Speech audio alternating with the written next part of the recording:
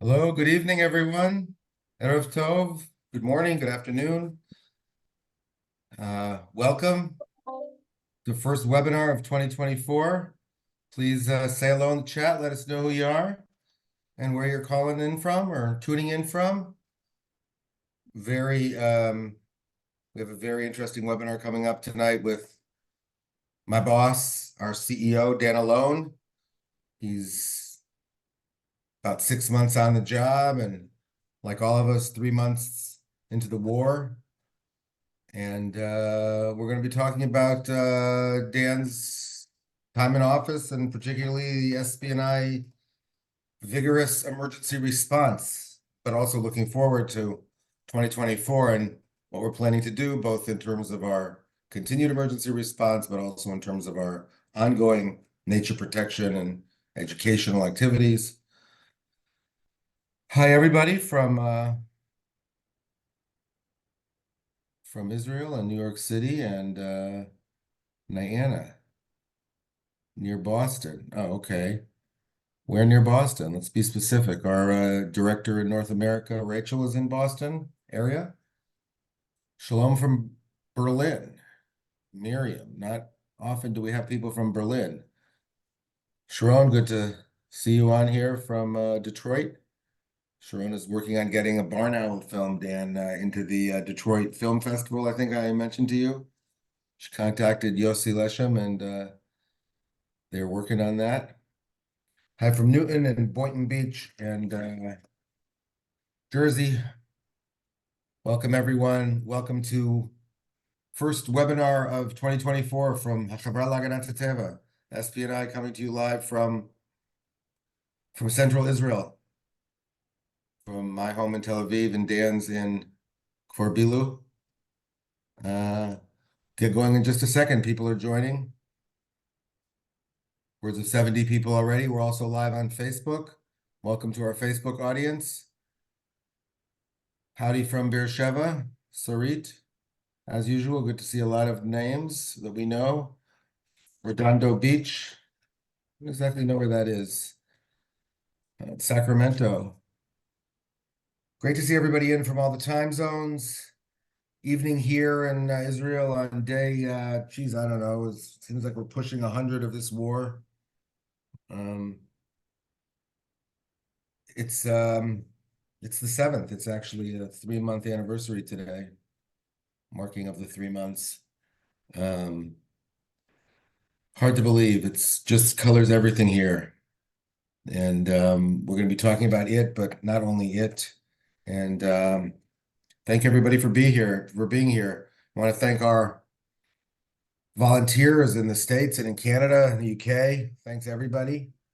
It's great to see everybody here, and I think we're going to get going in just about a minute. We're already upwards of 80 people. I think we will be getting to go now. So welcome, everybody. First webinar of 2024. We've been doing these every 2 weeks, more or less, since the beginning of COVID, March of 2020. We're currently in a process of looking at how we're doing. Viewership has been declining a little bit over the last few months, wondering what we're going to do things differently. We'd be interested in your feedback on that. Happy New Year, everybody. Welcome back to this 2024 series and to the year 2024. We hope it's going to be better and pray it is not worse than 2023. It's been a very tough year in Israel and especially a tough last 3 months, which we're going to talk about. So thanks everybody for being here. Dan Alon is longtime SPNI employee. He started as a young birder in graduate school in the early 90s. I believe he was 28 years in the director of our birding program, what we call BirdLife Israel now. Once it was the Israel Ornithological Center. Dan was almost a couple of years as our Samankal, our Deputy Director General for Nature Protection, Nature and Environmental Protection, and took over in June, I believe, as our CEO. He had a 3 or 4 month period of grace before the before the October 7th events. And it's been very important for him to communicate regularly with our donors and our supporters. He does that sometimes through me in our what we write about. But he was last on a webinar when he first started this summer, and so 6 months later we thought we'd have him again, so you can hear from him directly. Dan, let's just start at the beginning. I mean, a lot of us were woken up on October 7th to the sirens of the missiles falling all over Israel. But very soon we all started to get WhatsApps and little drips and drabs of what was going on. Can you take us back to October 7th? What were you doing, and how did that day play out for you? Hi, shalom everybody. Good evening here in Israel and Europe. Good morning and midday in North America. On October 7, early morning, I left my house to do what I usually do on Saturday morning, go birding. I was on my way to a beautiful reservoir called the Hulda Reservoir, not far from Rehovot. And I was stopped on the way at one of the gas station to have a cup of coffee before I start birding.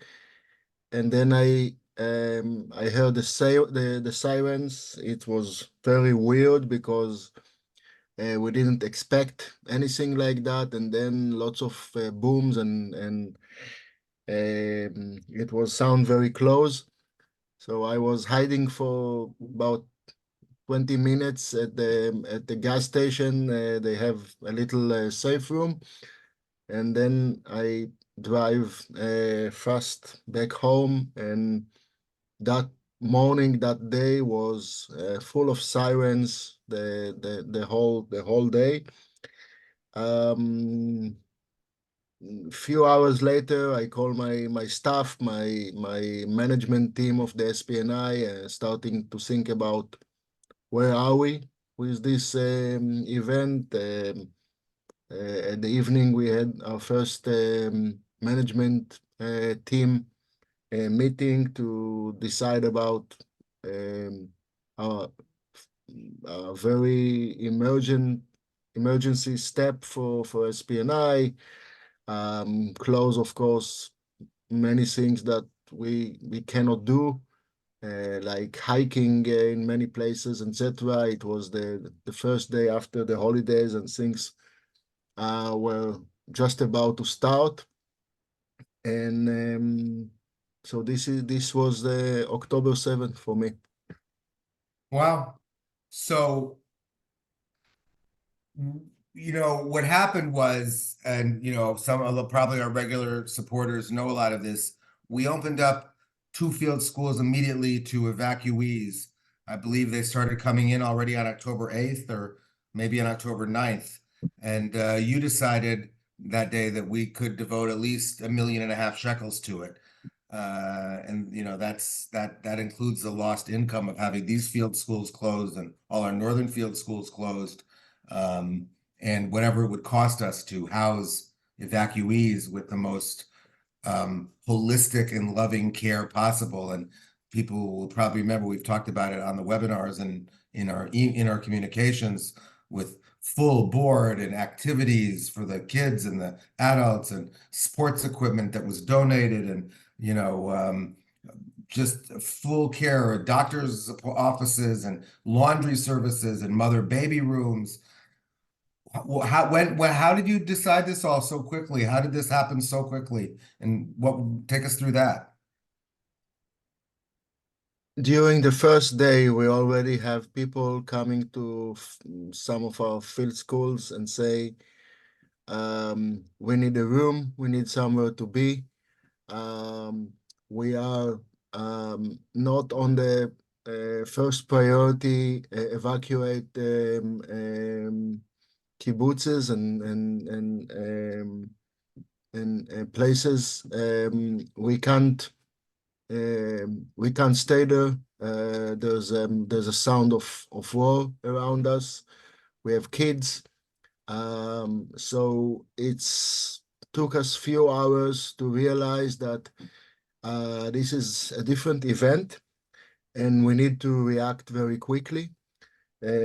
So there were few steps that we take immediately. One, we got phone calls from Army Reserve people in the north because the army immediately sent lots of troops to the northern border, and it's take time for them to find where they're going to be, etc. So we open our field study centers for reserve soldiers in Achziv, in Hermon, that's near Snir, near the Lebanese border, just a little bit north of Kiryat Shmona, as well as the Golan. And in the south, we immediately opens a room for people. We didn't ask question. At the first time, we just opened the rooms. We were not organized for food and things like that, for catering. It's take us another day or two to arrange. And then we open our field study centers for people that simply didn't get any service from the government. The government was trying to help the most the people that living very, very close to the border. But for example, people from the city of Sderot or the city of Ofakim that was hardly impacted from October 7.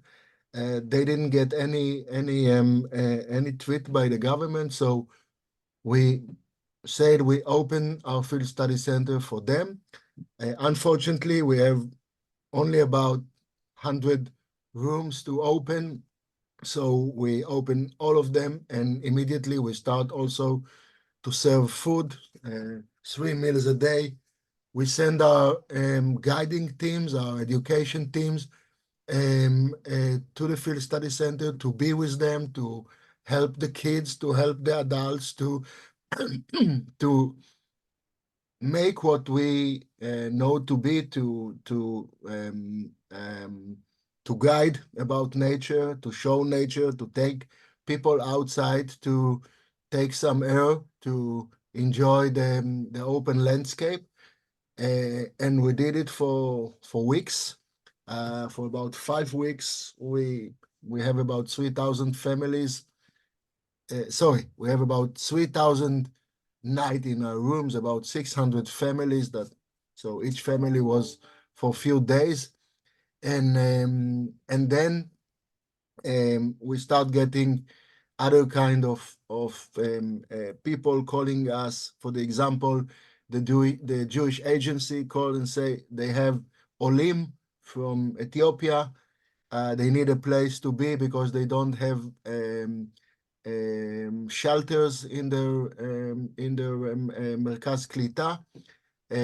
So we opened up two field study centers for them, and then for other, and we did it for weeks after weeks. So this is we did it for a few weeks, and then we start do other things, as I assume I will tell later. Right. So let's just get into that in a second. So just to recap where we are today with the field schools, and Dan, correct me if I'm wrong. But so what has happened is that we've created with as per the request of the Ministry of Education, our Engedi Field School and our Lat Field School have become pop-up public schools of the evacuees from Be'eri and the local regional council down there, correct? Yes, since November 1st, I think, these two field study centers are schools for children on first to sixth grade, basic school. Each one have about 300 to 400 students.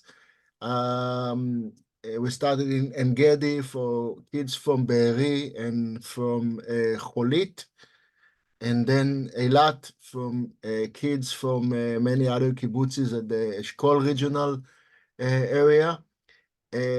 We expect that the the school in En-Gedi will probably work until the end of March, because the people from Be'eri are now they now prepare for them a place to be for the next 1.5 years or so. And the school in Eilat, we don't know, maybe the end of January, maybe the end of February. Um, it's um, it's a wartime here, and every day we get a different message from the government, and we are there to do whatever we can to help. Yeah, and I'll just say maybe people don't really realize there's still, I don't know, somewhere between 100 and 200,000 internal Israeli evacuees still. In other words, very few people have gone back from to the south or to the northern confrontation line. And there's, as you kind of hinted before about Ofakim, it's complicated, but there's official evacuees on a military order, and they're getting certain amounts of aid in various ways. And then there's the non-official evacuees that were basically told by their heads of regional councils and by logic and by the sounds of cannon fire to leave. Schools are not open in a lot of places, but people are not getting aid. And so you mentioned we helping some of those people in the field schools. Just to go back to the Tmunat Matzav, as we say, the what do you call it? The what do you call Tmunat Matzav? The update of the situation. The we have 4 field schools in the north, in Achziv, on the coast, in Golan, and in where's the third? In Golan and Hermon. They were full of soldiers, and Mount Meron was never open because it's been under fire. Is that true? Yes, yes. So, and we still have soldiers in at least 2 of those field schools, or all 3. Um, in 3 of them, the one in Achziv, I think the soldiers are going to leave next week or something like that, Yeah, after 3 months. yeah, yeah. There's been a call down of soldiers recently, and including in the north, but well, the situation is not at all stable there either. Okay, so that leaves just a couple field schools that are open for business. Oh, and Chatzeva in the Arava is also becoming a school, a boarding school, correct? For high No, school no, students. no, no, no, Not no, happening. no. Chatzeva is now for the for the for the hiking that we do for the kids. For the nature heals. Well, let's move to that. In other Mm. words, when we take kids out to nature, we're using Chatzeva as a base to sleep in. Okay, Yes. good to know. So nature heals. That's the 2 words that we're trying to inculcate and advance in this country on so many levels. I mean, this was a traumatized country.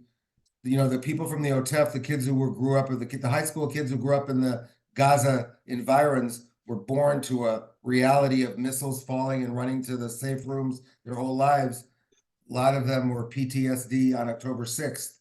Now there's so many layers of trauma of people who were evacuated and lost loved ones and have hostages, and people who know those people and the families of those people, and people from the same thing from the northern border. There's been no invasions, but there's been at least 3/4 of the people along the northern border. I think 25 or 30 settlements are moved south as well. Some are getting help, some are not.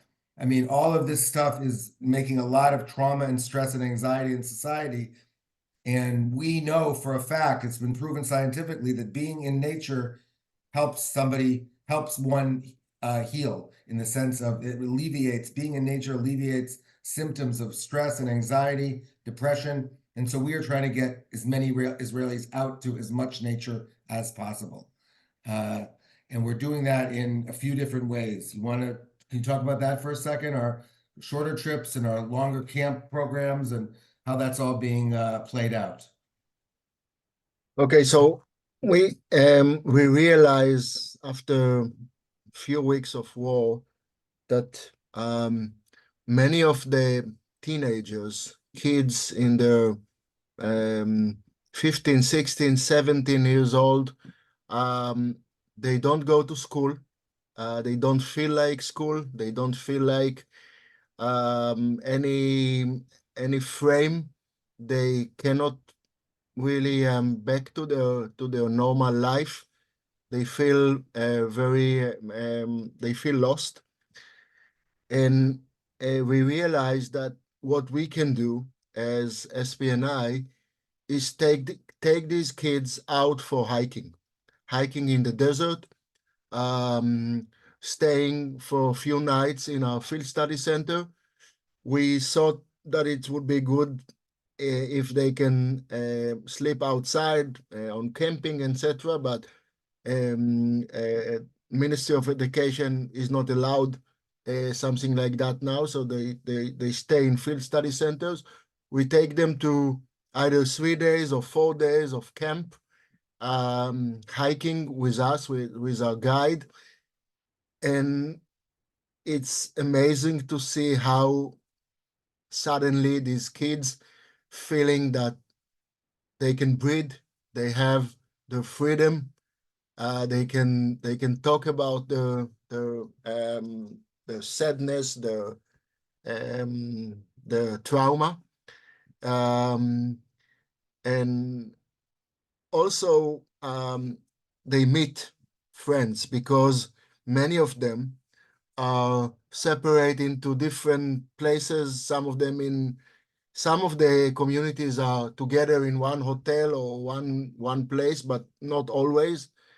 Um, we already did it for hundreds of kids, and we still have on our list going to happen in January, in February, in March, another hundreds, maybe more, kids, teenagers from the south, but also from the north. As Jay mentioned earlier, um, it's only now in the last few weeks that in Israel people speak more and more about what is going on in the north, but hundreds, about 100,000 people evacuate from their houses about a week after October 7. Um, they left Manara and Malkia and Bar'am and Dovev and many, many, many places, many settlements, kibbutzes, moshavs, cities like Kiryat Shmone. They don't dare, they don't live there, and the kids and the families are not in the same place. For example, the kids of Kiryat Shmona are everywhere in the north of Israel, some of them also in Tel Aviv. And when we arrange a hiking camping for these people, for these kids, we bring them together, and they are so happy to see their friends after so many weeks, months that they didn't see each other. And like I said, taking some oxygen, seeing some nature, enjoy nature, enjoy the guides of the SPNI. We feel that we are really, really helping one of the most, I would say, impacted community of this terrible war. And if I may add, Jay, Nature Heals also speak about the general public of Israel, which is also very important. We decided early November that it's time for us to um, help people going out to enjoy nature. We open we opened hiking and trips for thousands of people for free for 2 months, for the months of November and December. Like I said, thousands of people, thousands of family join us in safe areas. For the example, the area of the Carmel and the Carmel Coast and the lower part of the Galil and Jerusalem hills, the Judea hills, places where people can be very safe.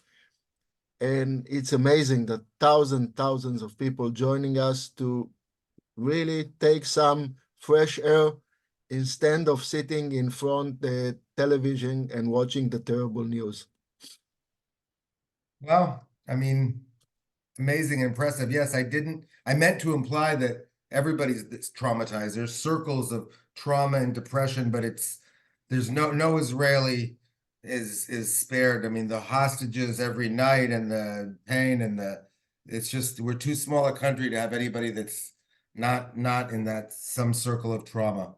And I mean, I I I want to mention something, maybe not many people aware of that.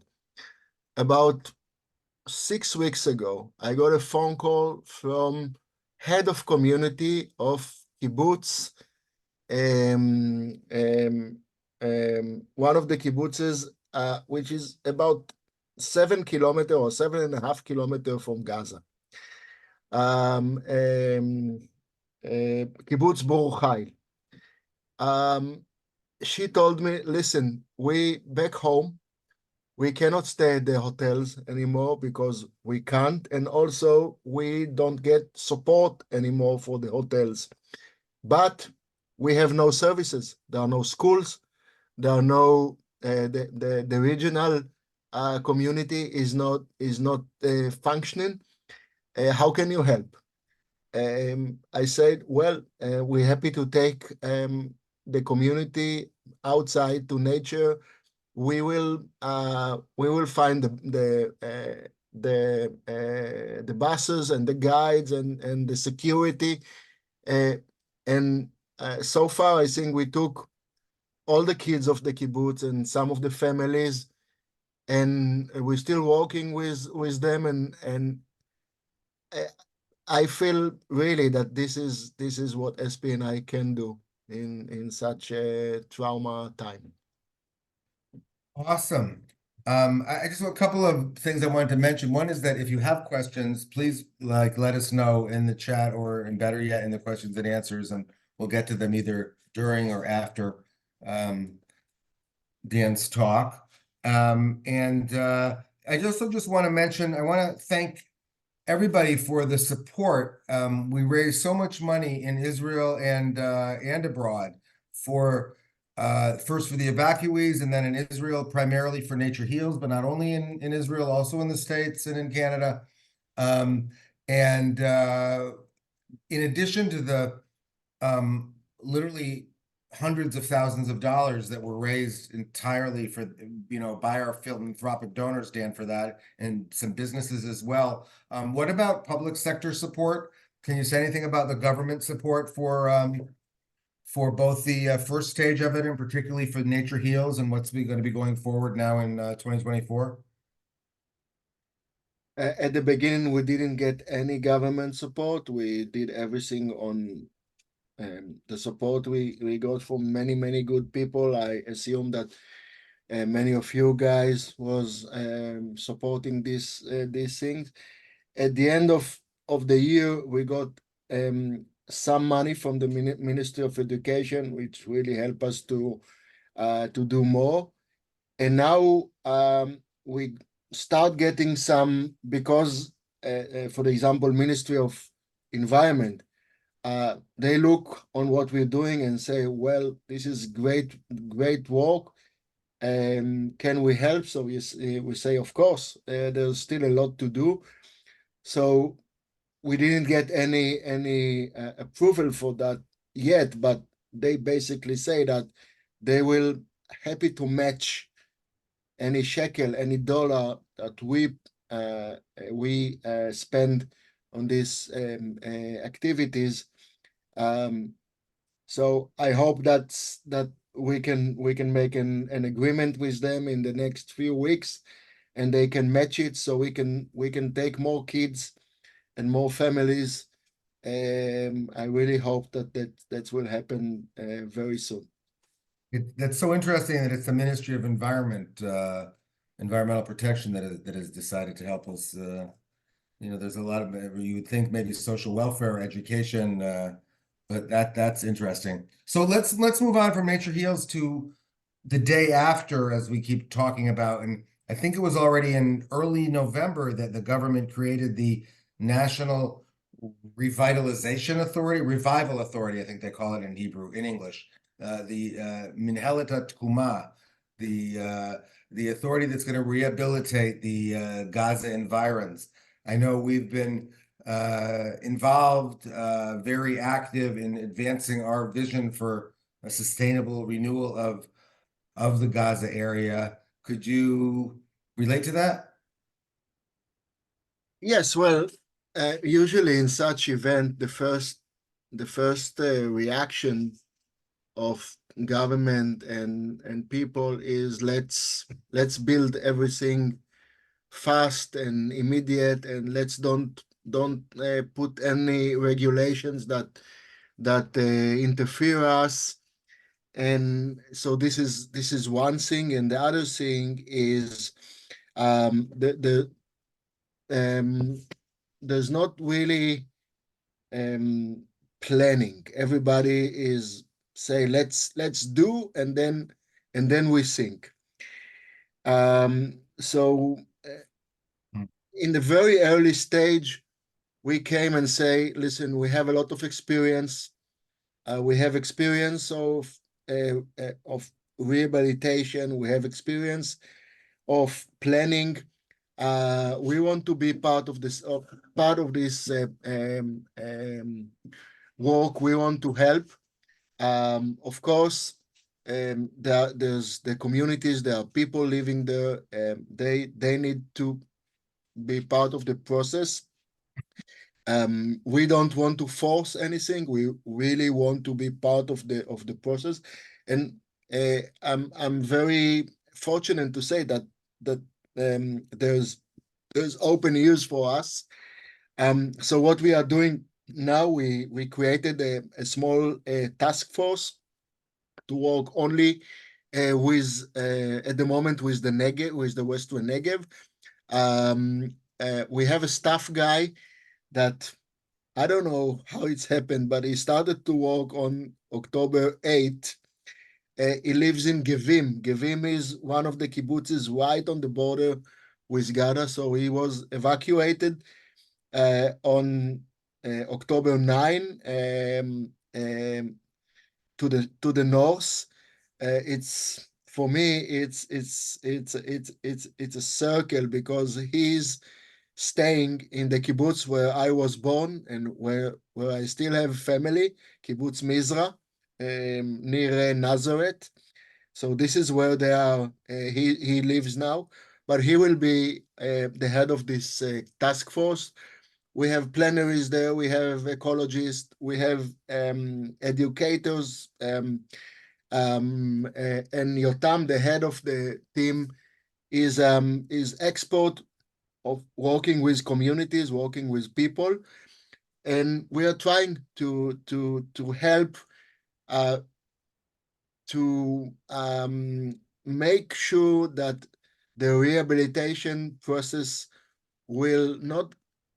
They should be very fast, of course, but will involve a very good planning, that there are no just spending money on things that later we all regret. And also, we believe that this area, the Western Negev, is an area where people enjoy hiking. People enjoy, for example, next month is the time of the beautiful blooming. Everything is red in this area, and millions of people used to go there. So we believe that this is our time to help people going back to hike and enjoy the nature of this place. And this will be also part of the economic platform for this area to recover. Um, so so this is where we are now, in all sections of recovery. We try to help, we try to be part of the system. Um, Fortunately enough, some of our supporters support this, so we also have the fund to do the work for at least some time. So this is we But have we have some good news here. Yeah. But so Dan, if I go into specifics though, we want to see the this area rebuilt sustainably with, for example, using the same footprints of the existing kibbutzim and not building a new settlements. And we want to see solar panels on rooftops of all buildings, public buildings for sure, and domestic buildings and agricultural buildings. Um, I assume, we want to see, as you mentioned, trails and maybe bike trails and hiking trails and, ecotourism being very accessible. How, how would you say that, the other stakeholders in this, arena are more or less on board with that vision, or there are some very different visions for the area? Well, there are different visions. One, politicians always want new settlements, which we think it's bad for the environment, it's bad for the economy, it's bad for the society, because new settlements immediately take the for the example, if we speak about Sderot, yeah, the the people of the how to the more um the better part of the people of Oh, the road will go to live in the new settlements, because they will have a new nice house with red roof and a nice garden, and evacuates the road. And then what about the road?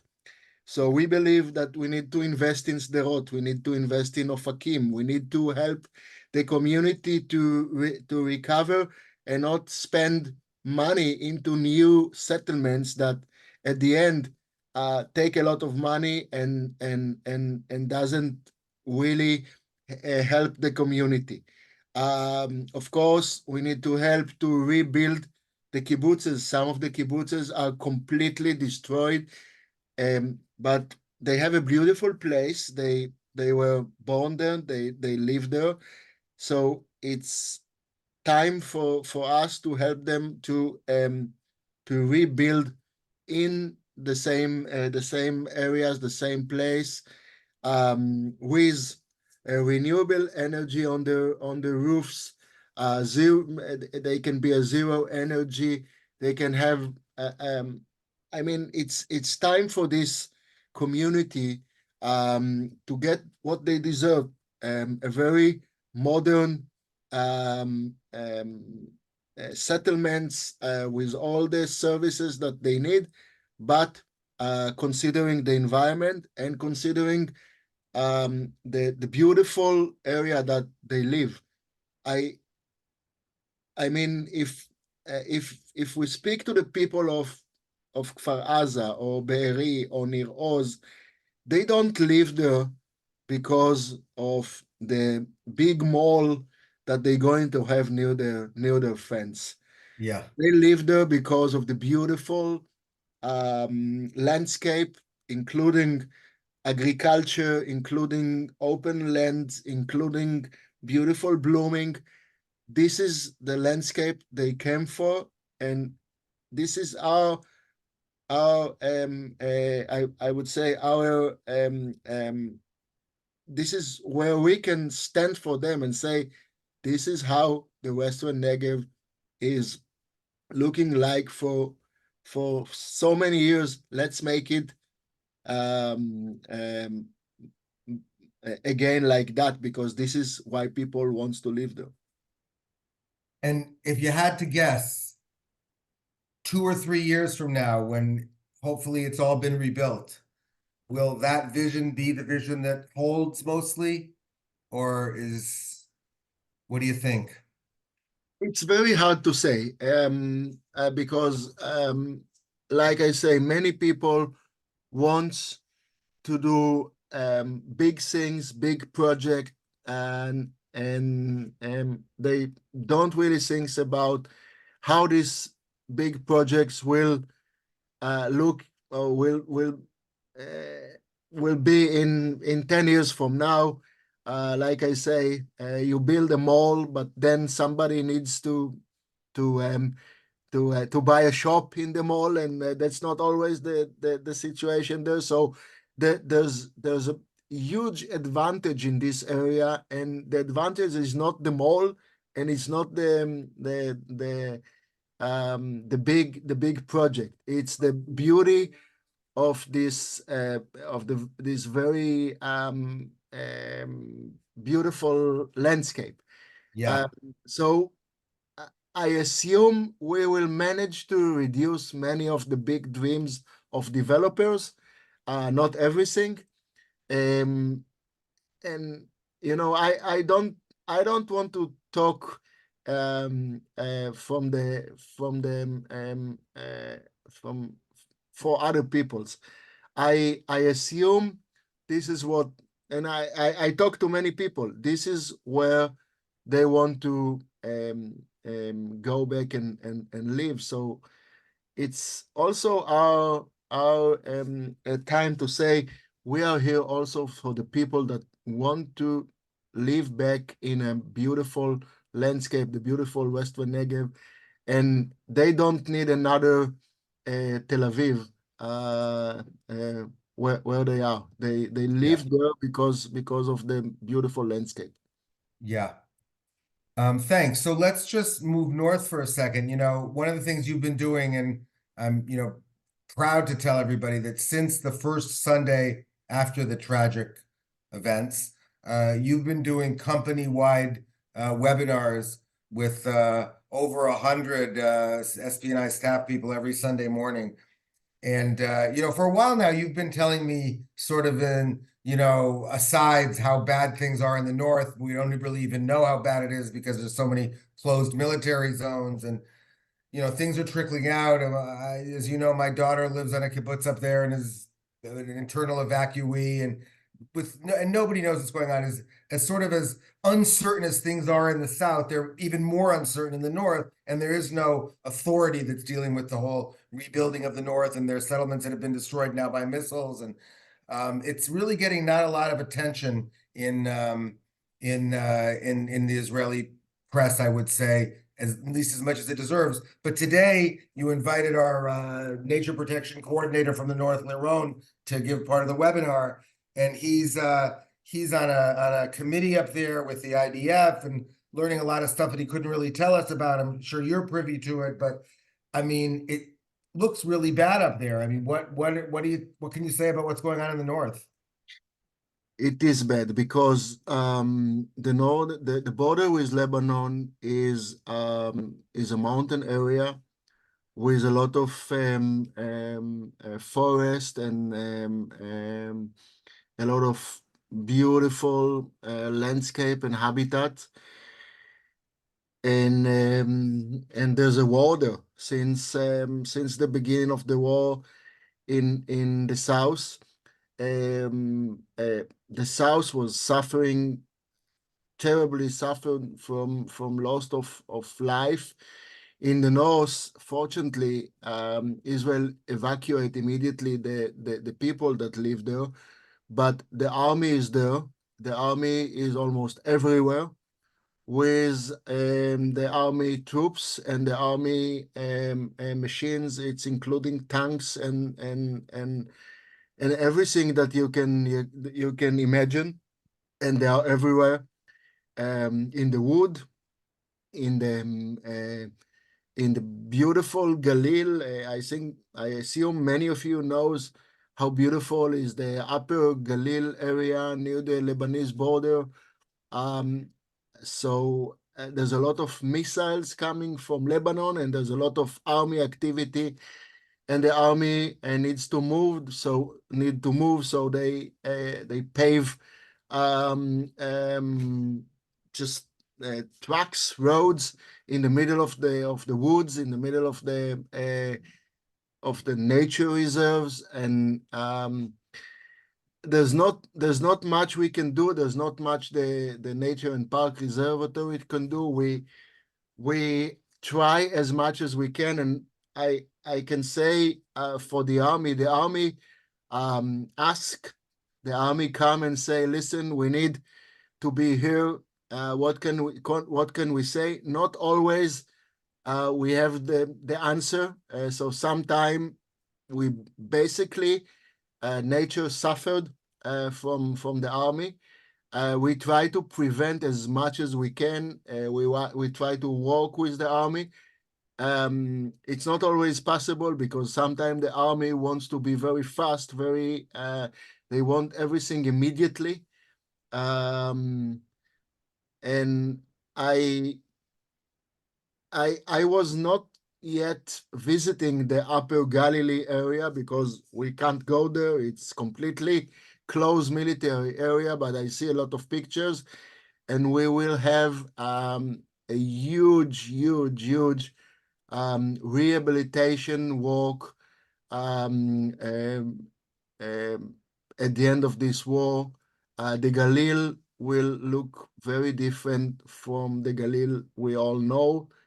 It's sad, but this is the reality. We will have to work hard to and work with the government to put a lot of budget into the rehabilitation of the Galil and the You Golan. say the Galil, Dan, you really mean sort of like 10 kilometers in from the border, that line of Yishuvim, or even more than that? That's the main area, but there are army almost everywhere in the Galil. I don't want to say something that I may be not allowed to say, but almost everywhere in the Galil there are army troops under every tree, under every wood. It's almost everywhere, and it's basically even 30 and 35 kilometers from the border. The massive army activity is in the line of 10 kilometers, but there is much more troops than that almost everywhere. Wow, okay, depressing. So look, we're already getting towards the end of the time. I haven't talked about a bunch of stuff yet, and there's a few questions I want to ask as well, but just briefly, I don't know. I don't think we have really time to talk about the fact that you came in talking about education and SPNI, our formal and informal education, really wanting to put an emphasis on that, kind of sidetracked by the war. But I mean, in a minute or two, do you want to say something about that? Well, we are in a challenging time of education. We take hundreds of kids and families out to the nature. Um, so sometime the reality is taking us to a different direction. I believe we do a beautiful education work now, helping people to see that nature is is helping them. Um, well, we are here to protect our nature. When time like that is coming, everybody suddenly realize that nature help us, and I think this is the best message that SPNI is running now, and this is for schools, for other people, for families, for evacuate communities. Um, so we have a very important education mission at the moment. Absolutely. Um, I wanted to ask a little bit about climate change. You know, the COP28 conference was in Dubai last month. It almost went under the radar here entirely. Israeli, we were not planning to go even before the war, and nothing really positive came out of it as far as we're concerned, correct? Well, it was surprisingly better than the expectation. The resolutions are better than we expect. The problem about the resolutions that they need to be Implemented. implemented exactly. Um, it was not a bad cop, and probably because um, it's very hard to say, but you know the big leaders was not there, so it I was see. a bit smaller. The level was a bit lower, and it was surprisingly better than we expected. Of course, when you make the COP in and the chairman of the conference is the head of the oil company of Dubai. Yeah. That's a bit strange, but surprisingly, it was better than we expected.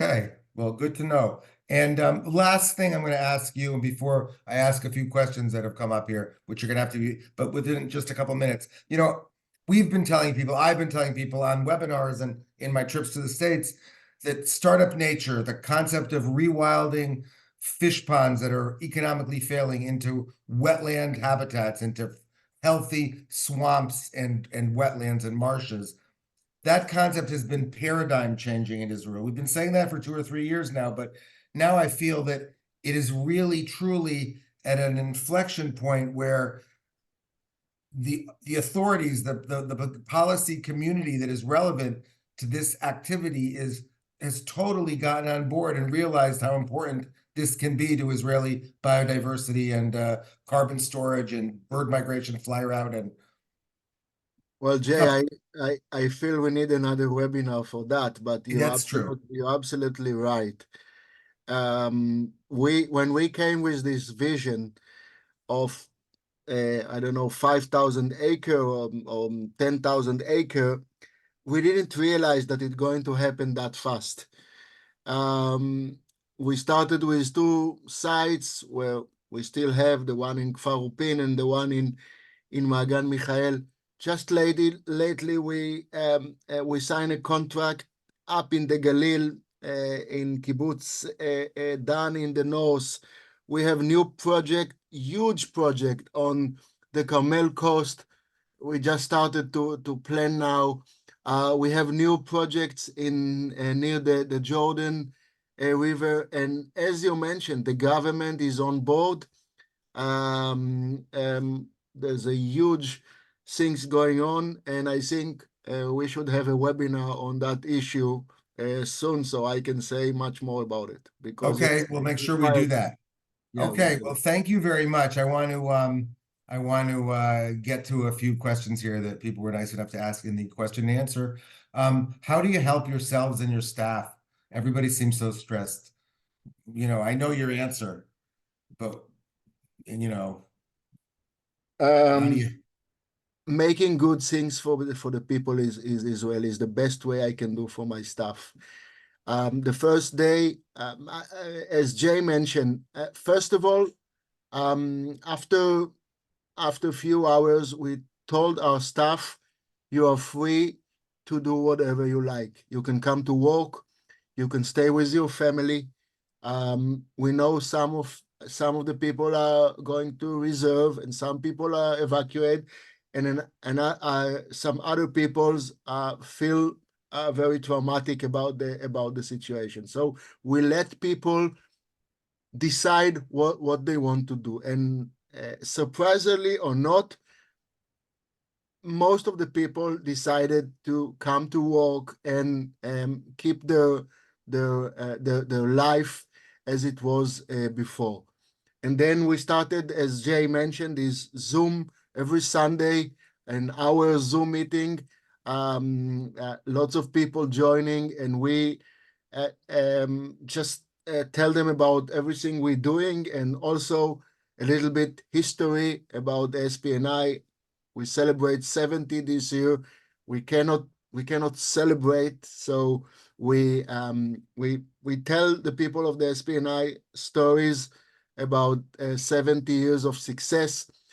And I think the best things that we do is we created all these amazing activities, taking families and kids and people outside, enjoying nature.